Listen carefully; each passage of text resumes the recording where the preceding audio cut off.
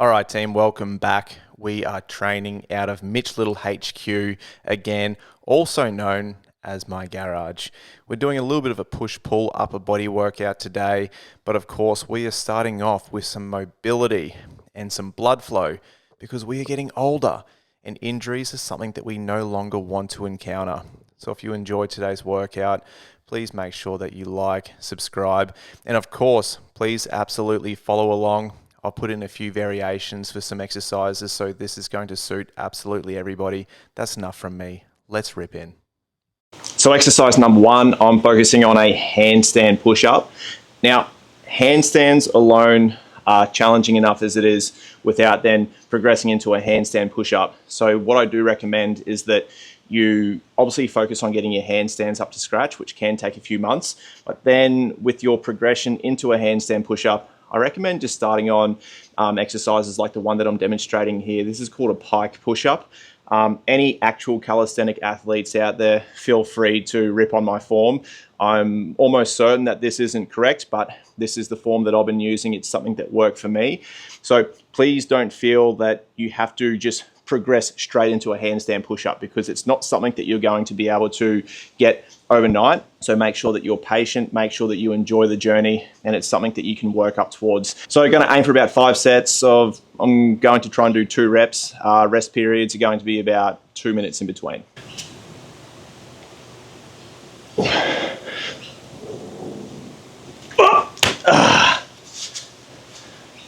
And that's a fail. That's the thing with social media. Quite often people don't like to show you the failed attempts, but this is something that I'm still working on. Some days, I'm really good at these, and then other days I'm quite shit. And I'm not sure if today's going to be a good day or a shit day, but let's just try again.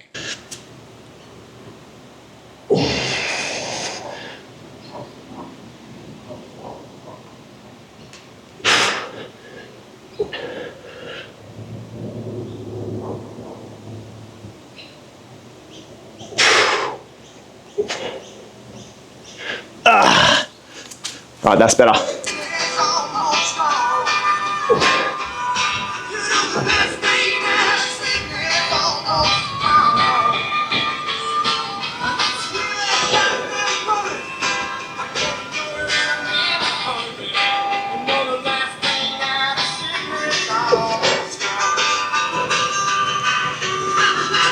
Oh, good song.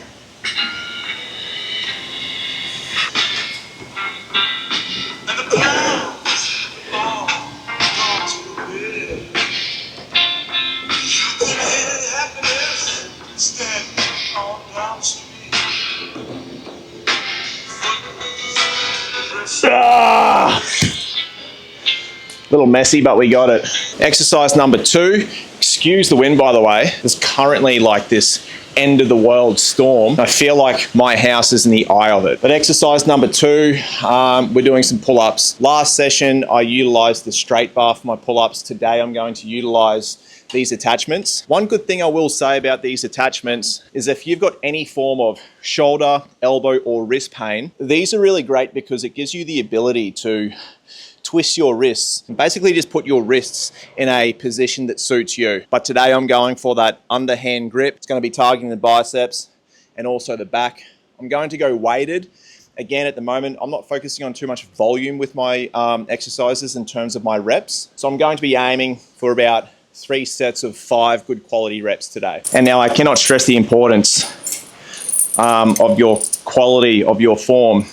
It doesn't matter if you're doing an assisted pull-up, a banded pull-up, a bodyweight pull-up, or in my case today, a weighted pull-up. If you're cheating on your form, this is going to have a massive impact on your ability to develop muscle, to develop mobility, to develop strength. So you'll see my form here. I'm going to be working on getting a full stretch to the point where I'm hanging before I pull up into my rep. Super important, no half reps. Actually, I haven't done these for a while, so let's see how we go. Full hang, pull. Full hang. Steady on the way down.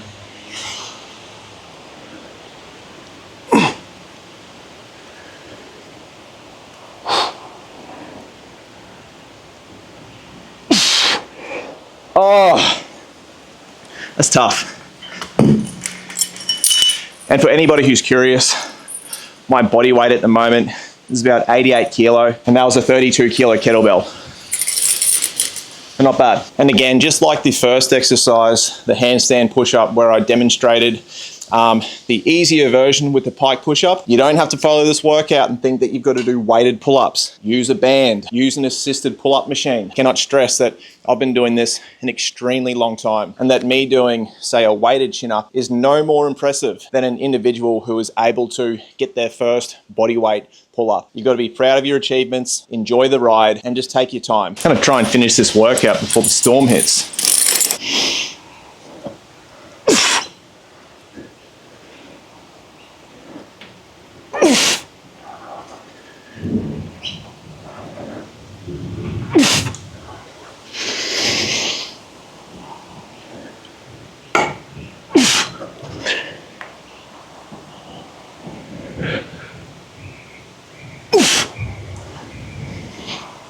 Oh.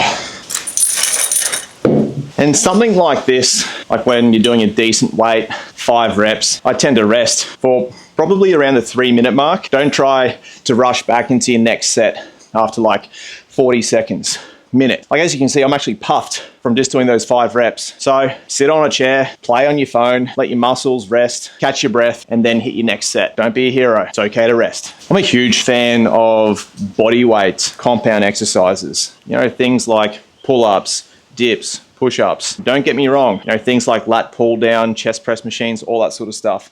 They absolutely serve an amazing purpose. But I really think for a great overall physique in terms of muscularity, functionality and strength, you should always look at incorporating some form of body weight exercise. You know, for example, it could be a leg workout. Make sure that you're at least doing like a dumbbell lunge or a squat variation. If it's a push day, you know, throw in some push-ups, throw in some dips. It's something that I've always done. Pretty much since the day I started training. And I personally contribute that to a lot of my success. And by the way, I am actually just procrastinating at the moment, so I don't really feel like doing this 3rd set, but we have to. I think I started doing a lot of strength stuff as well because 3 sets of 5 just feels easier, I think, than 3 sets of 12. Just my way of being lazy.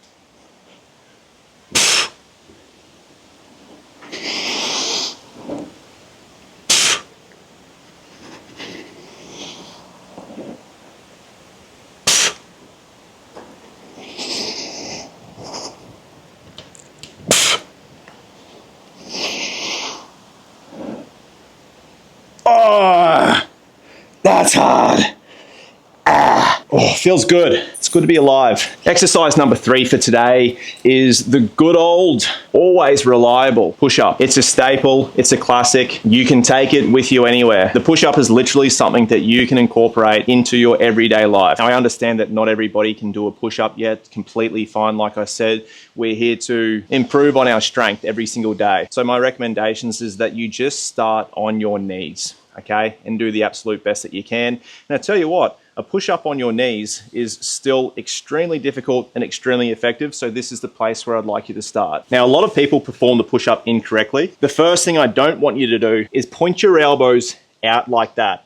This puts a lot of negative pressure on your shoulder, and it's one of the fastest ways to create injury. So what we want to make sure that we do is that you point your elbows back on a bit of a 45-degree angle. So there's our elbow position. The other thing you don't want to do is to lead with your waist, okay? We don't want to do that. You want to keep your hips up nice and strong like so. Maintain that strong position all the way until you can feel a stretch through your chest and then push up. The great thing about performing exercises correctly, say for example, pointing your elbows back, keeping your hips up nice and tight, you're targeting the chest, the shoulders, the triceps.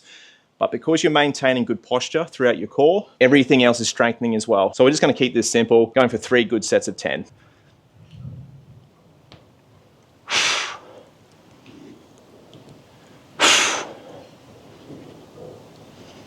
Something like this, rest periods for this is going to be about 90 seconds.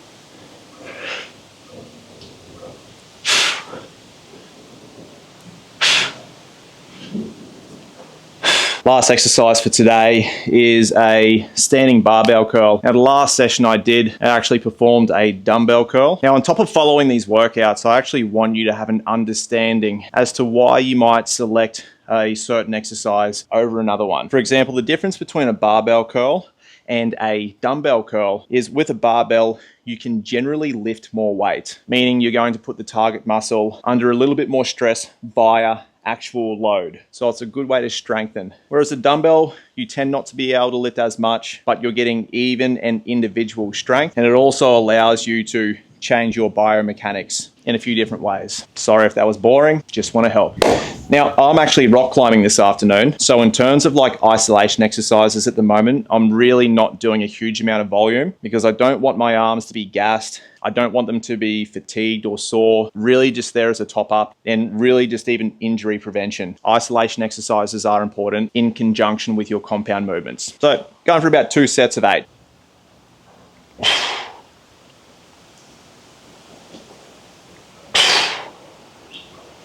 See that? Nice full stretch. Control your weight down, don't just dump it. Anyway, team, that concludes today's workout. Feeling okay. Like I said, I didn't have the most energy today, but if you just focus on being consistently average, every single workout's good. And if you enjoy this workout, be sure to like, comment, subscribe, all those things. And if you need some assistance with your own training or nutrition, how's that thunder? Holy moly. Be sure to click the attached link. The Mitch Little Academy app offers personalized training and nutrition plans with unlimited coaching access to my entire team to ensure that you achieve the best possible results over a 10-week period. And that's a wrap.